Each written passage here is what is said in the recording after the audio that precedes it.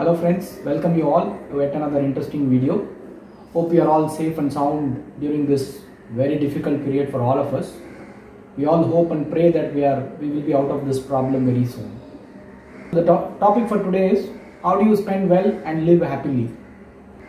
The word spending gives you a lot of happiness, and we all need to understand that spending is different from sustainable spending. So what we are going to see in this video is about how do you spend sustainably so that you can actually live happily throughout your life. So let's understand how you actually spend in your life. To understand that, I am dividing the human life cycle into three parts. Phase 1 is where you are dependent on your parents. So till the time you actually start working and start earning money. So this is a phase where you have no income but you continue to spend. Fortunately, your spending is taken care by your parents. Phase 2 is where you actually earn money and also spend money. And the third phase is your retirement, which is nothing but your non-income years. But here also you continue to spend money. So to simply put, you start spending money even before you are born, and you actually continue to spend even after you die. So that means your spending is not a one-day affair. Spending is all through your life. But what we earn is a very short period of time. So we need to understand this. So for you to spend sustainably and not be dependent on somebody else. If you are okay with being dependent on somebody else, then definitely it's a different ball game altogether. So for you to spend sustainably, you need to definitely save enough. So that's what we are going to see. So for you to sustainably spend, naturally you need to have income. So let's understand where is your income actually going. Your income actually goes into your basic survival and some luxury spend and something towards saving.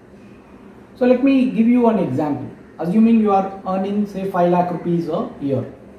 Out of that, 3 lakh goes towards your basic, which is like without that you can't even survive.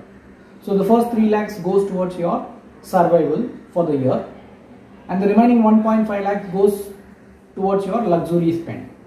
What is that luxury spend? It could be a travel, it could be buying a gadget, it could be buying anything. So that means out of your 5 lakhs, 3 lakhs plus 1.5 lakhs, almost about 4.5 lakhs is spent. And assuming you are a saver, you try to save the remaining 50,000 rupees out of your income.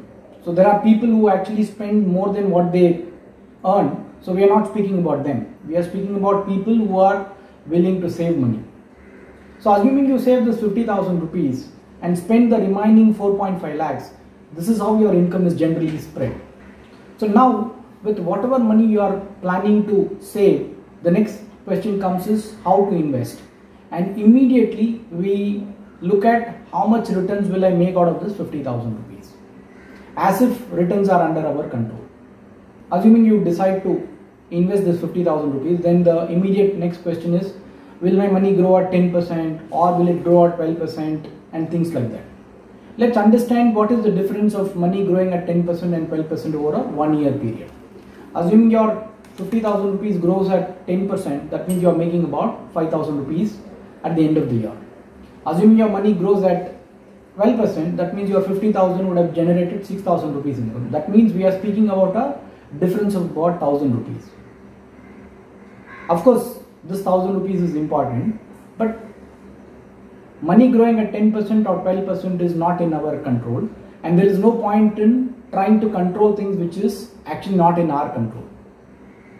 So what is in your control? What is in our control is nothing but how much you can save. Meaning, instead of saving that 50,000 rupees, if you can increase your saving rate from 10%, if you can increase your saving to about 20%, say instead of 50,000 you are able to cut down little bit on your luxury and save 1 lakh rupees instead of 50,000 rupees, then automatically, even if your money grows only at 5%, on 1 lakh rupees, you would have still made 5,000 rupees instead of trying to look for your money to grow at 10%. So the point here is, for you to actually spend sustainably, it is not focusing on the returns, which is actually the outcome and it is not in your control.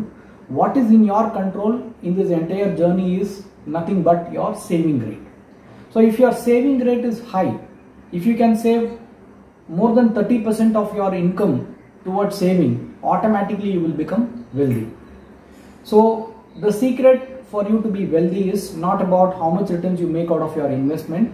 The secret is how much you can actually set aside on your corpus so that your corpus can actually become larger and larger. So for you to spend sustainably, the crux here is increase your saving rate so that you can actually keep spending and enjoy your life much more than anyone else can. So the next topic what we are going to see is getting wealthy versus staying wealthy. So there is a sea of difference between getting wealthy and staying wealthy. So that's what we are going to see in the next video.